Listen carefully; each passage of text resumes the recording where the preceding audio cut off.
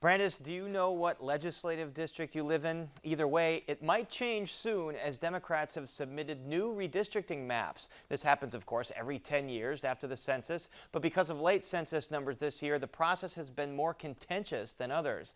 Republicans have decried the new versions and the process, calling it a, quote, farce and a charade. Governor J.B. Pritzker says he's yet to see the new maps, which still face numerous legal challenges. And joining us to give us their takes are State Representative Avery Bourne, a Republican from Litchfield, State Senator Jason Barrickman, a Republican from Bloomington, and Ernest Herrera, attorney at the Mexican-American Legal Defense and Educational Fund, which has filed a lawsuit challenging the Illinois maps. We reached out to Illinois Democrats, including the chairs of the redistricting committees in both the Senate and the House, to participate in this discussion, but they declined our invitations. We do appreciate all of you joining us tonight. Avery Bourne, Representative Bourne, I'll start with you.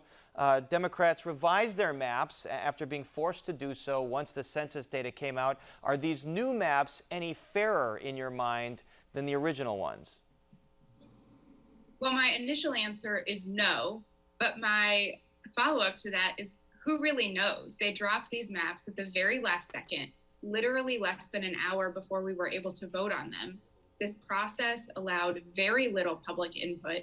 We got very little time to actually digest them.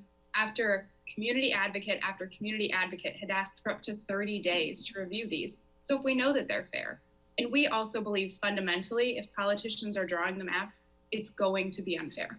And Senator Barrickman, there is a lawsuit, multiple legal challenges, as we mentioned. What is the basis of the lawsuit from Republicans?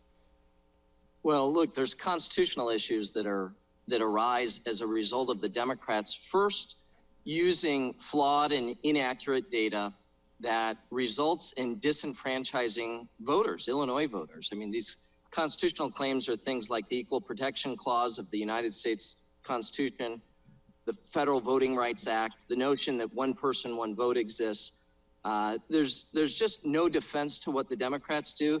I think, Paris, the fact that no Democrat's willing to come on your show and defend what they've done speaks volumes to the mess that they've created and the legal issues that are going to follow, for which they simply have no defense. And among those legal issues, Ernest Herrera is a lawsuit from your group, MALDEF, saying that it is completely unfair to the Latino population in this state. Explain the basis of your lawsuit.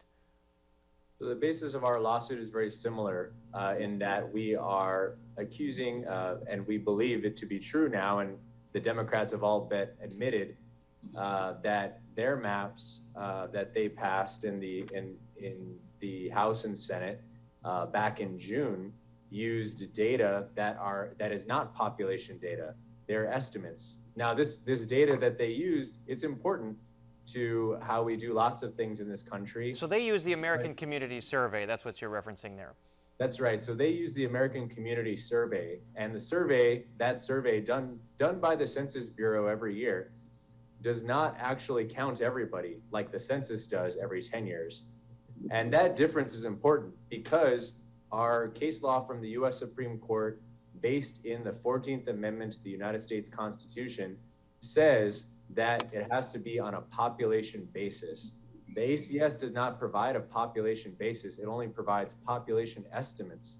And that does not allow the state or anyone to create a map that is properly apportioned, meaning having districts that have the same amount of people. In fact, those estimates did undercount the actual Latino population in the state as revealed by the census, correct?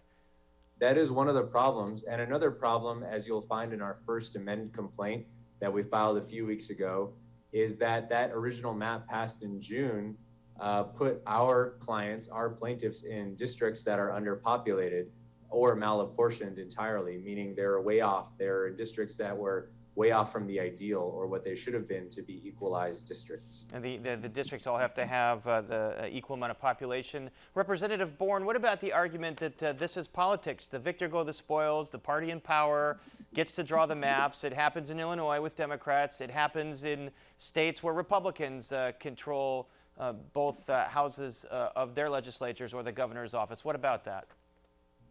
I think this shows the worst of politics, right? Just because other people do it doesn't make it right. the way that we draw districts is hugely consequential for policy decisions for the next decade. And voters need to have a choice to pick who represents them rather than having a map drawn to protect incumbents. And that's what we're seeing, is a map that's drawn to keep the political class in power and to keep voters from having a true shot at having somebody that they choose to represent them. And as you all have brought up, Governor Pritzker did campaign on fair maps. Let's hear what he had to say today about these new maps. I have not reviewed the details of the maps. They haven't even been sent to me yet. And you know what my principles are around maps, which are really around diversity of representation.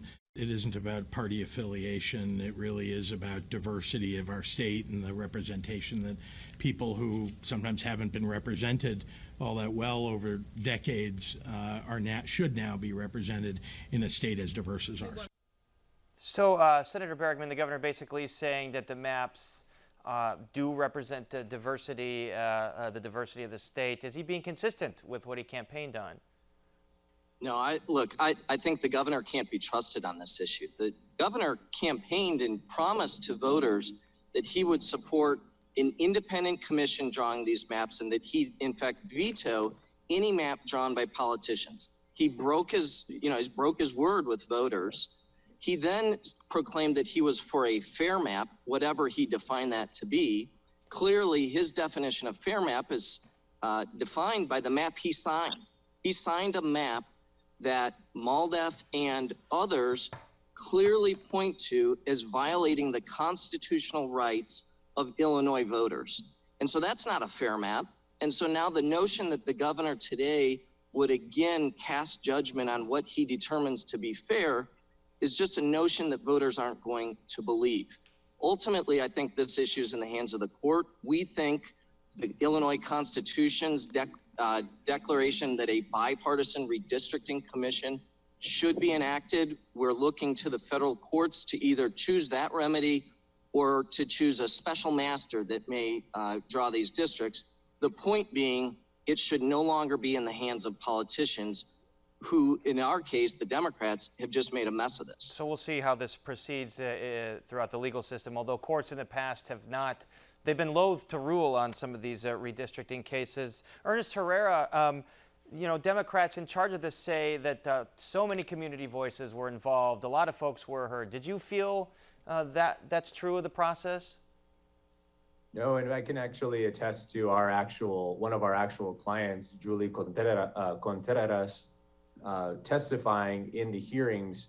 And Ms. Contreras' actual testimony back in May was that there wasn't enough time to review these maps. And they were also using data that was not actually counting the population. Last week, when the Democrats or the legislature was scrambling to draw new maps, Ms. Contreras testified again, and she is an average person, a voter who lives in her community, saying that there wasn't enough time to review those maps. And it's not, MALDEF represents people without regard as to their party. We are a nonpartisan 501c3 organization. There were other organizations that also look out for voting rights and for civil rights and help organize communities, such as Common Cause and others, who actually sat out this last process because they thought it was so unfair and so opaque, non-transparent. So this is really not a partisan issue in our eyes. It's just a matter of following the law. And I do take issue with Governor Pritzker's assumption, perhaps, that these maps represent diversity. For one, we think that the court should take over the process at this point. They should find the maps that were signed into law back in June unconstitutional. And generally what happens here is, when you said the court is loath to decide these things, usually what happens is, under precedent, courts give the chance to jurisdiction to redraw the maps once they've been found unconstitutional or illegal. In this case, the Democrats or the leaders here had their chance to redraw the maps.